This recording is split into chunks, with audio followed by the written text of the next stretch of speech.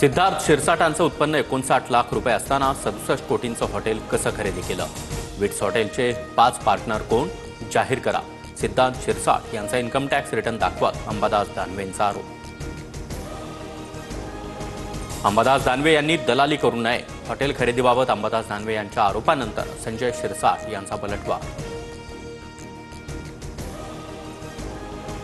अजितदादांनी विपश्यना करावी. पहाटे पहाटे शपथ घेतात. नेहमी सत्तेत कशाला जायला पाहिजे?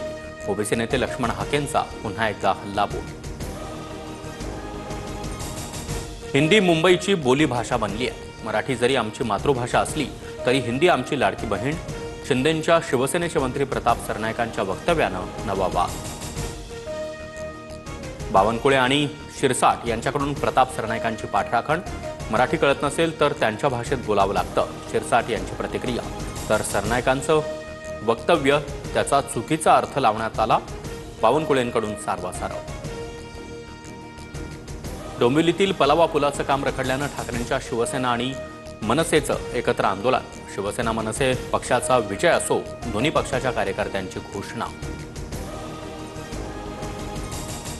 20+0 या नांदीचा फरक पडणार नाही. राज आणि उद्धव ठाकरे एकत्र येण्याच्या चर्चांवर नारायण राणेंचा पुन्हा टोला.